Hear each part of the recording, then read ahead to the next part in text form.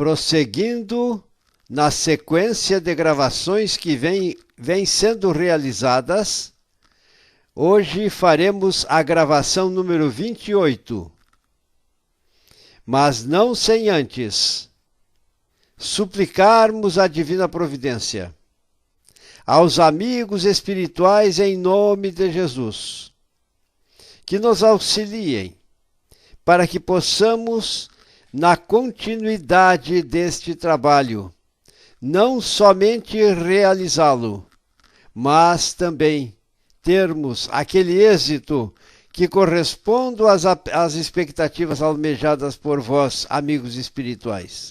Esta é a nossa súplica, feita em nome de Jesus. Nós hoje iremos enfocar no tema A Gênese e a Vida, número 28, principalmente os milagres acontecidos no Evangelho.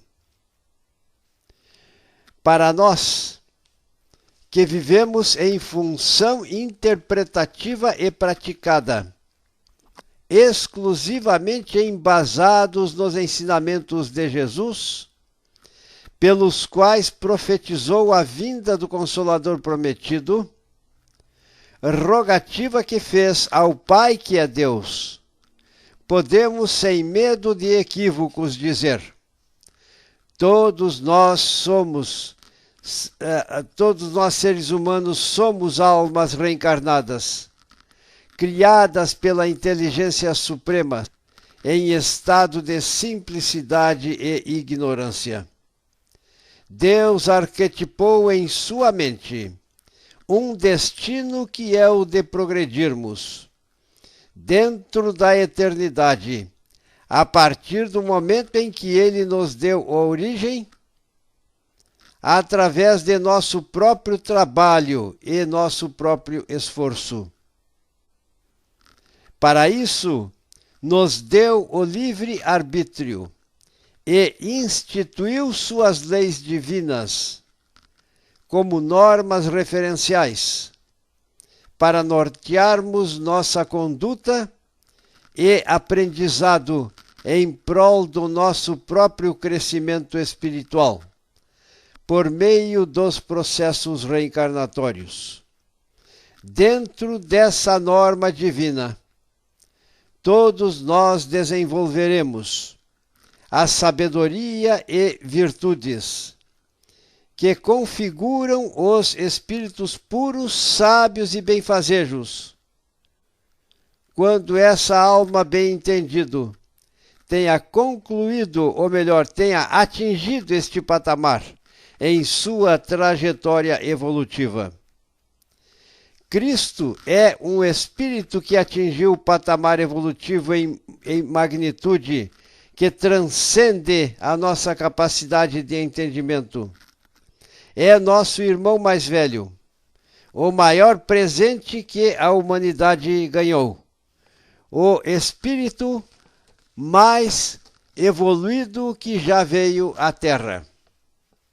Por meio dessa dinâmica, entendemos que ele já era o Cristo, no tempo em que a Terra ainda era um mundo primitivo. Estabeleceu as balizas diretrizes adequadas para abrigar as almas que aqui iriam executar suas faculdades evolutivas. Isso foi naturalmente tirado do livro A Caminho da Luz, ditado pelo Espírito Emmanuel e psicografado por Chico Xavier, na edição de 1938. Vejam só, nesta obra tão antiga, a atualidade que ela apresenta em relação aos dias atuais. A superioridade de Jesus é relatada no Evangelho pelas curas e outros milagres que no entender humano é chamado de milagre, porém interpretadas de modo diverso em nossa doutrina espírita. São fenômenos psíquicos decorrentes das faculdades e dos atributos que a alma constituiu em si mesma no transcurso do seu trajeto evolutivo. Com isto, pretendemos deixar claro que Cristo apresentava estes atributos como decorrência do seu trabalho evolutivo dentro da eternidade. A história registra outros análogos milagres, entre aspas, bem entendido, da parte de todos os povos, em todos os tempos.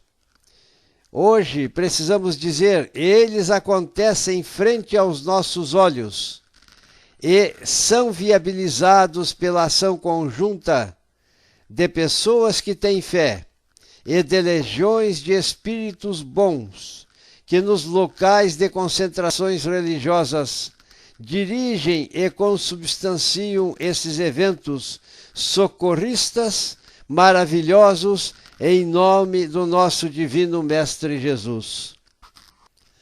O princípio dos fenômenos que estamos enfocando baseiam-se nas propriedades do fluido perispiritual, que constitui o agente magnético. Esse agente magnético é uma formação oriunda do fluido cósmico universal, hálito divino, que é usado pelo poder pensante de Deus e dos co-criadores do Pai na consubstanciação do universo em suas múltiplas dimensões. Esses fluidos, fazendo parte nas manifestações durante a vida corpórea e depois da morte do corpo, no estado constitutivo dos espíritos e no papel que desempenham como força ativa da natureza. Conhecidos estes elementos e comprovados seus efeitos, tem-se como consequência de admitir a possibilidade de certos fatos que eram rejeitados enquanto se lhes atribuía uma origem sobrenatural. Cristo foi o espírito mais evoluído, mais elevado, o maior presente que Deus nos ensejou, e, em termos evolutivo, muitíssimo acima da humanidade terrestre.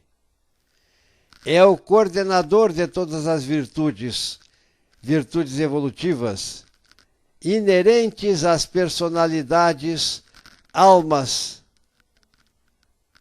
e ao nosso planeta também, que orbita no nosso Sol. Pelos imensos resultados que produziu a sua encarnação neste mundo, há de ter sido uma dessas missões que a divindade somente a seus mensageiros diretos confia para cumprimento dos seus desígnios, mesmo sem supor que ele fosse o próprio Deus, mas unicamente um enviado de Deus para transmitir a palavra aos homens. Seria mais do que um profeta, porquanto seria um Messias divino. Como homem, teve o mesmo organismo que o nosso, como espírito puro, desprendido da matéria, havia de viver mais da vida espiritual do que da vida corporal, de cujas fraquezas não era passível. A sua superioridade não derivava das qualidades particulares do seu corpo, mas eram derivações do seu espírito evoluído, que dominava de modo absoluto a matéria do seu corpo físico e corpo perispiritual, tirados da parte mais quintessenciada dos fluidos cósmicos terrestres. Sua alma não se achava presa ao corpo. senão pelos laços estritamente indispensáveis. Constantemente desprendida, ela tinha sempre a dupla vista, não só permanente, como excepcional, poder de penetração e superior, de muito a de que ordinário possuem os homens comuns. O mesmo havia de dar-se nele com relação a todos os fenômenos dependentes dos fluidos perispirituais ou psíquicos. Com seu poder pensante, conferia todas as propriedades necessárias aos fluidos na prática do bem que conseguiu realizar em sua trajetória terrena. Não foi intermediário desses poderes. Ele era o autor vivo dos prodígios e da sabedoria, os quais servem aos propósitos dos homens, como exemplo a serem aprendidos e benefícios a serem praticados por aqueles que, seguindo a Jesus, interiorizam o que ele praticou, o que ele ensinou, e virtudes de amor que ele conseguiu tornar realidade em sua trajetória terrena. José recebeu em sonhos o conselho de que fugisse com o menino para o Egito. Almas que já atingiram o patamar evolutivo, em certo grau, conseguem lembrar dos convívios e conselhos recebidos no plano espiritual durante o sono. São numerosos os casos de sonhos, mas não se deve inferir daí que todos os sonhos sejam avisos. Hoje, através do progresso amealhado pelo homem, sabemos que muitos sonhos são apenas funções desconexas do nosso sistema nervoso central. Embora os sonhos possam ser uma pré-cognição em muitas vezes, quando se configuram por lembranças incongruentes, mostram que o homem ainda não sabe tudo a respeito dos sonhos. Outro fato que precisamos encarar é aquele fato constante nos textos evangélicos relacionados com a estrela que foi seguida pelos reis magos. Disse que uma estrela apareceu aos magos que foram adorar a Jesus, que ela lhes ia à frente, indicando-lhe o caminho, e que deteve quando eles lá no local chegaram. Isso está no livro de São Mateus, capítulo 2, versículo 1 a versículo 12. Na análise constante, na Gênese, e portanto, percebamos, vamos tentar fazer as interpretações que dentro da doutrina espírita comportam serem feitas, considerando que hoje a humanidade atingiu um grau evolutivo no campo da astrofísica e também visão do universo. Sabemos não ser possível ter aparecido uma estrela no céu que orientou os magos. Percebam, este é o pensamento do espírita. Até Cristo é o recém-nascido. Entretanto, por não ter como causa a que lhe atribuímos, não deixa de ser possível o fato da aparição de uma luz com o aspecto de uma estrela. Um espírito pode aparecer sob uma forma luminosa e transformar uma parte do seu fluido perispirítico em um foco luminoso. Muitos fatos deste gênero, e perfeitamente autênticos, já ocorreram são registrados e não procedem de outra causa, e também nada apresentam de sobrenatural. No que se refere à dupla vista de Cristo, entre os atributos do Divino Mestre Jesus, preciso é que evidenciemos. Ele tanto enxergava com os olhos da alma, como via com os olhos do corpo. Era possuidor de todas as virtudes evolutivas, como também era possuidor de magnetismo tão incrível que era capaz de despertar do estado de morte aparente aqueles que se encontravam em estado de letargia. Percebam bem, dissemos, sem temor de equívocos, que ele conseguia despertar do sono pessoas que encontravam-se na situação de morte aparente. Fenômeno esse que é conhecido pela designação científica de letargia. Hoje nós entendemos o que é letargia, o que é catalepsia. No passado, as pessoas não conheciam esses fatos e, não conhecendo, confundia a letargia com a morte. Daí dizerem que Cristo ressuscitava os mortos.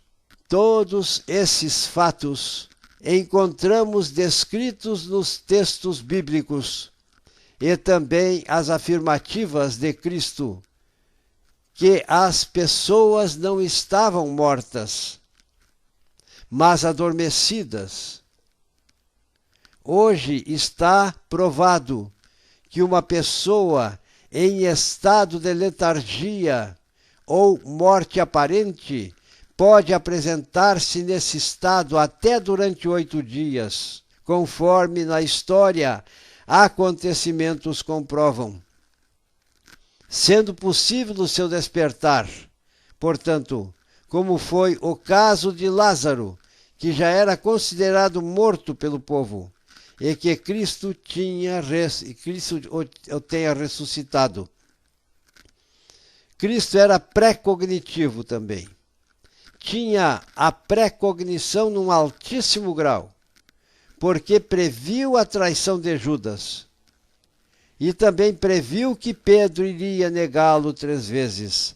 É claro que tudo isto aqui são fatos que se relacionam com análises que estamos efetuando a respeito da magnitude e do grau de progresso e atributos que Cristo possuía num altíssimo grau de desenvolvimento. Seu poder era tamanho que conseguiu aplacar os ventos tempestuosos na presença dos seus discípulos. Quando no barco em pleno mar, e seus discípulos estavam em estado de pânico, pois achavam que iriam naufragar. Cristo também conseguiu anular a ação da força de gravidade em seu corpo e caminhar sobre as águas.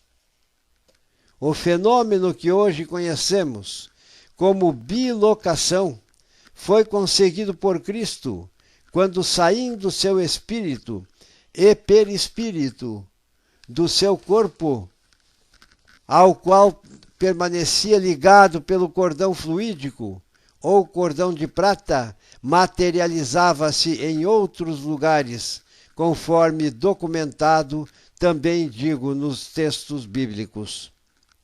Cristo conseguiu perceber a distância, conforme relatos bíblicos, sobre, por exemplo, a pesca milagrosa.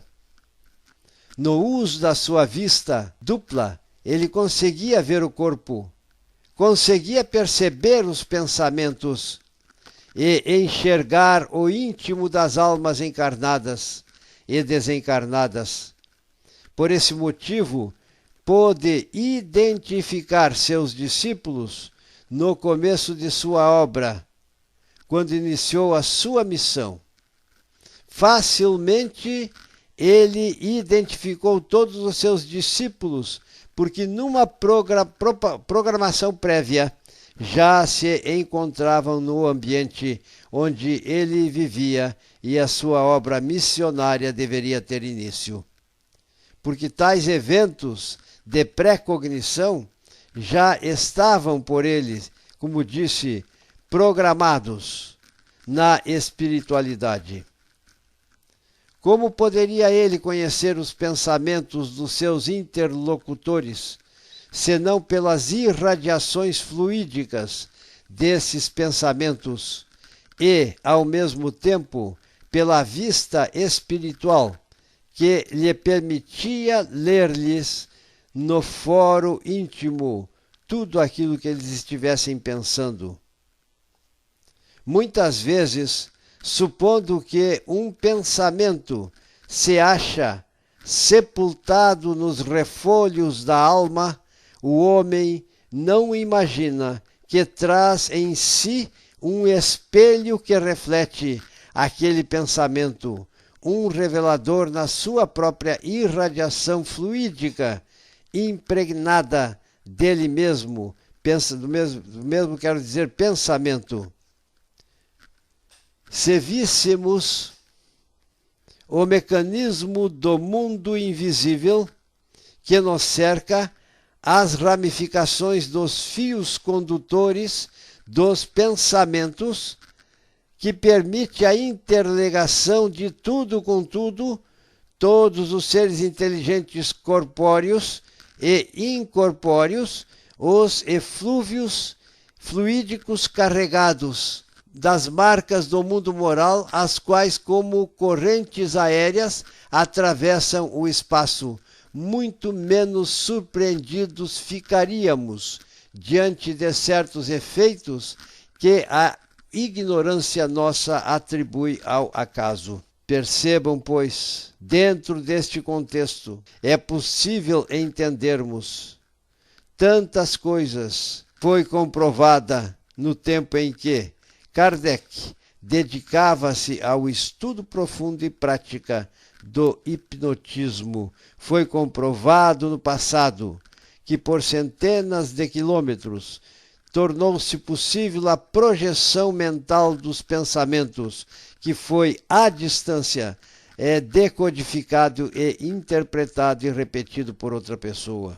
No que se refere às curas, também é necessário que façamos interpretações, porque na verdade, quando Cristo sentiu que havia sido tocado pela mulher que sofria de hemorragia, necessariamente ele não tinha sequer a intenção de curá-la. Ele apenas notou que uma de suas virtudes havia saído do seu corpo. Então, essa mulher que sofria de hemorragia há 12 anos tocou o manto de Cristo e ficou curada.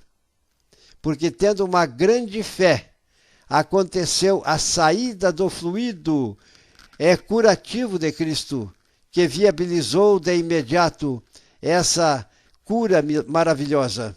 Cristo conhecia em si mesmo a virtude que dele saíra, e tal fato é significativo, pois expressa o movimento fluídico que se opera de Jesus para a mulher doente. Ambos experimentaram que acabara de produzir-se. É de notar-se que o efeito não foi provocado por nenhum ato de vontade de Jesus.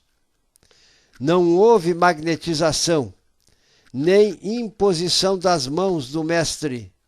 Bastou a irradiação fluídica normal para que o processo curativo se tornasse uma realidade.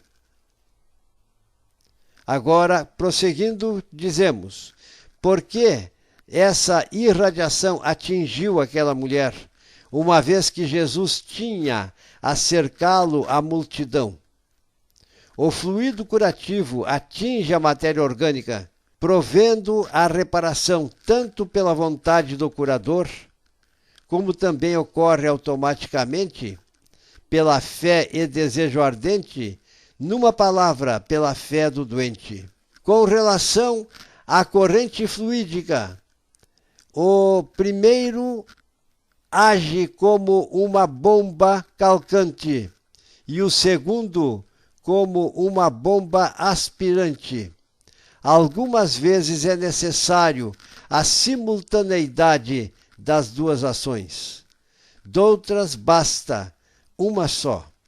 O segundo caso foi o que ocorreu nas circunstâncias de que tratamos.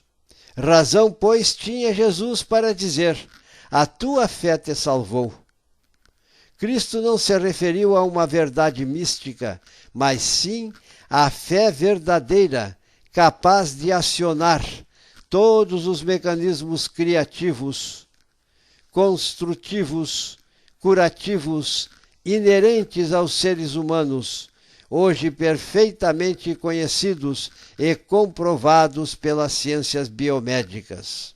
Percebam, meus irmãos, que é necessário utilizarmos esta evidência, porque existem leis divinas que explicam todos os fatos relacionados com os acontecimentos prodigiosos. Sabemos que Deus tem poder para tudo. Todavia, é necessário expressarmos que os Espíritos sempre disseram: Deus não tem necessidade de derrogar as suas leis. E Cristo agiu nas suas atividades socorristas, em termos de ensinamentos também, os atributos dentro rigorosamente das leis que Deus instituiu. Analisemos agora o cego de Betsaída, que é uma situação um tanto quanto diferente. Cristo colocou a saliva nos olhos do cego e passou os dedos sobre os seus olhos, perguntando se ele começava a ver. O homem disse ver homens que pareciam árvores. Jesus colocou de novo as mãos sobre os olhos e ele ficou a ver perfeitamente todas as coisas. É evidente pelos fatos que nem sempre as curas são instantâneas, porém graduais e consequente a uma ação prolongada e reiterada, se bem que mais rápidas que uma ação magnética. A primeira sensação que o homem teve foi exatamente a que experimentam os cegos, que começam a recobrar a visão. É preciso que registremos que para alguns apostos explicativos, o restante dos conteúdos por nós verbalizados são praticamente cópias que nós retiramos, extraímos do livro A Gênese, os Milagres e as Predições. A genialidade de Allan Kardec configura a grandeza do codificador da doutrina, que consola, que nos orienta, que nos proporciona a certeza de um porvir em termos de crescimento e felicidade.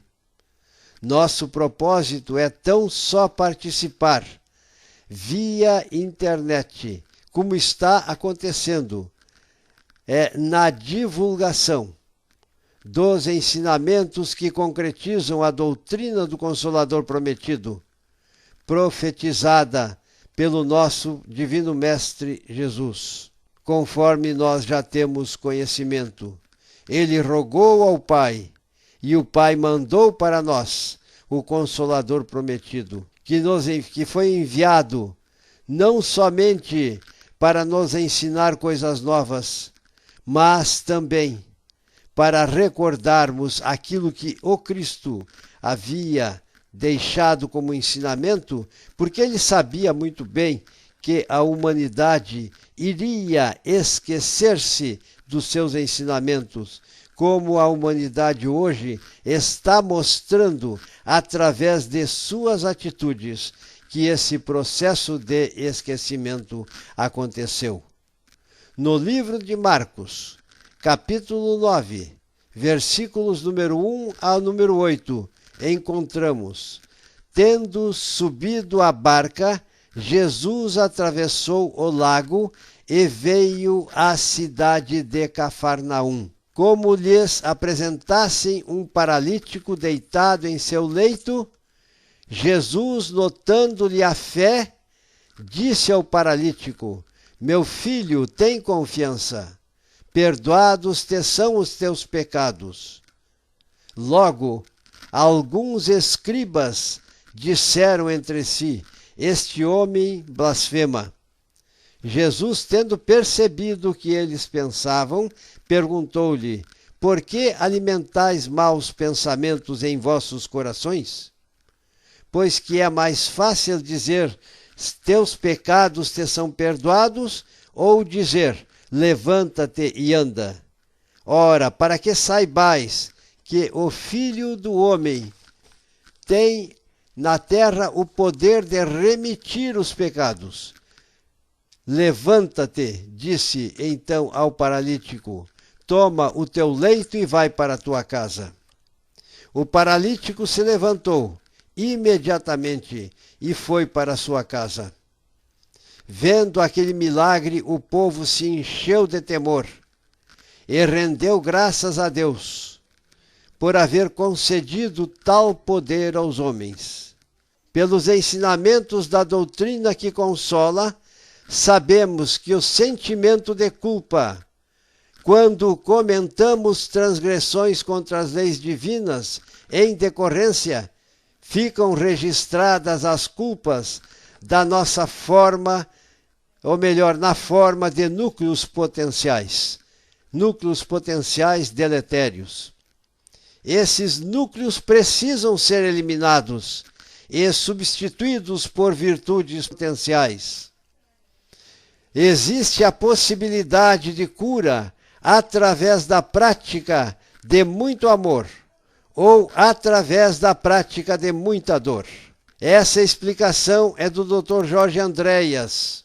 Noutras vezes, por necessidade de opção da alma, os fluidos que circulam o corpo físico e espiritual, sendo deletérios, geram as várias patogenias e deformações de outras doenças, mas, como processo doloroso para a restauração da anormalidade da sociedade das almas, até que as mesmas ficassem curadas. Ninguém vai para o purgatório, meus irmãos, para o limbo ou para o inferno, porque o Pai recomendou a Cristo que nenhuma de suas ovelhas pertencentes ao seu rebanho deveria se perder.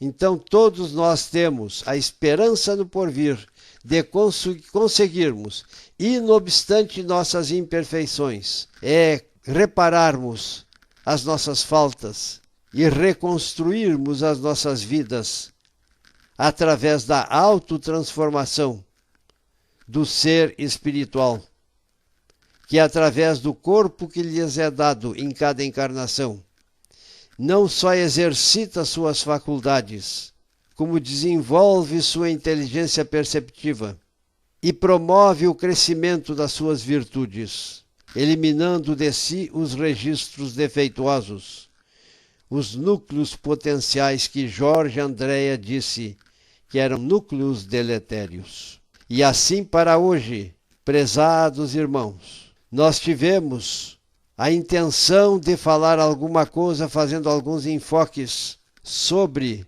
os milagres, as curas e predicados que eram inerentes a Cristo, que já era o Cristo quando a terra foi feita, e fez com espíritos siderais uma visita a este mundo primitivo antes que a vida houvesse surgido, e ali ele estabeleceu as diretrizes, as balizas diretrizes que iriam nortear não somente a vida, mas também a trajetória evolutiva das humanidades que para cá iriam ser conduzidas, ou mesmo que aqui surgissem para exercitarem as suas faculdades em termos de progresso. Deus tudo isto concebeu. Não esqueçamos, nós somos oriundos de um estado de simplicidade e ignorância, e estamos nesta nossa trajetória evolutiva dentro da eternidade, destinados a construir o nosso progresso, criar a nossa luz do entendimento e sermos felizes num porvir, dependendo do nosso próprio trabalho, quando sempre temos que tomar por base os ensinamentos de Cristo e interiorizando estes ensinamentos para que nossas atitudes comportamentais cada vez mais afinize-se com as forças espirituais, com os espíritos sábios e benfazejos, que tendo já atingido um alto grau evolutivo no planeta Terra, encontram-se para nos auxiliar, não só na doutrina espírita, mas também em todas as demais crenças religiosas, centradas em Deus e tendo Jesus como referencial para o seu progresso. Porque, na verdade, Ele é o nosso modelo, é o nosso guia e também é o guia da humanidade. Agradecemos a Ti, amado Pai Celestial, a vós, espíritos amigos, pela oportunidade que nos foi ensejada e que possamos prosseguir neste trabalho que, em termos de análise sobre a Gênese e a vida, já não se acha muito distante do seu finalmente. Obrigado, amigos espirituais. Obrigado, Jesus, e que assim seja.